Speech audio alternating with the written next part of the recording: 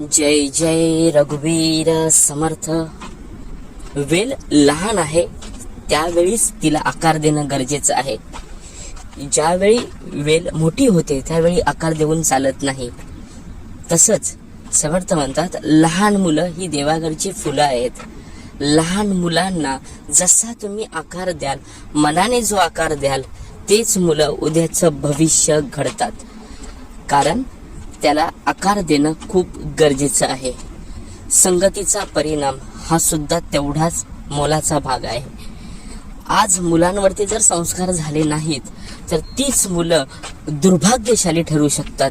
आज त्यांच्या सवयी ह्या नक्की तोडणं गरजेचे आहेत, ज्या वाईट सवयी आहेत त्या. एक गोष्ट, ज्यावेळी एखादं कार्य करत असताना ते कार्य त्याच वेळी केलं पाहिजे.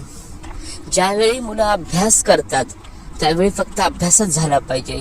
ज्यावेळी एखाद्या गोष्टीमध्ये टीव्ही बघतात तर त्यावेळी फक्त थोडे काळासाठी टीव्ही बघू शकतात.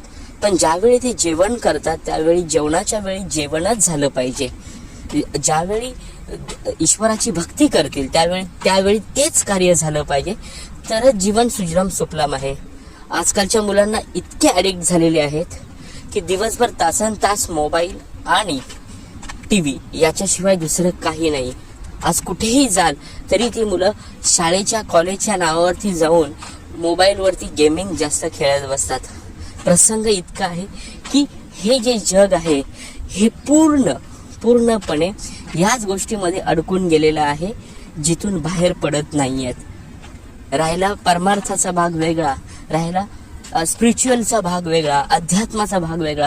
पण आज मनुष्य स्वतःमध्येच अडकून गेलेला आहे. पहिली युद्ध बाहेर व्हायची, पण आता युद्ध अंतरितच होतात.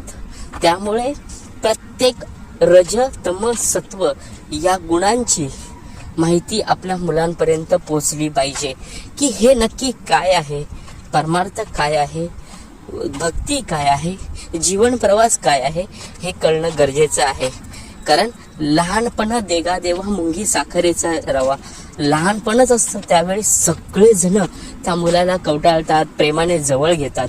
पण तोच मुलगा निरर्थक अशा गोष्टींमध्ये ज्यावेळी ॲडिक्ट होऊन जातो त्यावेळी तीच लोक त्याला त्यावेळी दूर लोटून टाकतात. प्रसंग असा आहे की दूर लोटण्याच्या अगोदर त्याच्यावरती संस्कार देणं खूप गरजेचं आहे. आई वडील जन्माचे धनी, कर्माचे धनी हे प्रत्येक जणच असतो. प्रत्येकाला ह्या गोष्टी सांभाळणं गरजेचं आहे. आज मनुष्य काही ना काहीतरी वेगळ्या मार्गाने, अधोगतीच्या मार्गाने जाऊन काही ना काहीतरी उपद्व्याप करत राहतो. पण इथे सोडविणारा फक्त तोच समर्थ आपल्या जवळ आलेला आहे. तोच समर्थ नक्की सोडविणार आहे. ह्याच्यामध्ये एवढंच आहे की लहान मुलांना ॲडिक्ट होऊन देऊ नका. कारण एखाद्या वाईट परिस्थितीमध्ये सुद्धा मुलीने जे कोणी असतील त्यांनी पूर्णपणे आत्मविश्वासाने या परमार्थाची घडी पुढे नेली पाहिजे. आणि एकच गोष्ट यामध्ये नमूद करायची वाटते की ज्यावेळी महाराजांचा काळ होता, शिवाजी महाराजांचा काळ होता, त्यावेळी प्रत्येक मावळा या स्वराज्यासाठी काहीतरी देणं आहे म्हणून लढत होता. आज घरातली मुलगी जी लढते ती आज मोबाईलसाठी, टीव्हीसाठी. मला हाच मोबाईल पाहिजे, मला हीच गोष्ट पाहिजे. त्यांना ह्या गोष्टी कळून दिल्या पाहिजे की याची जाणीव काय आहे. आज समर्थांनी परमार्थामधून जाणीव कळून दिली की हा दासबोध ग्रंथ म्हणजे काय आहे, तुझं आयुष्य काय आहे, ही जाणीव ज्यावेळी कळते त्यावेळी सर्व उत्तम होतं.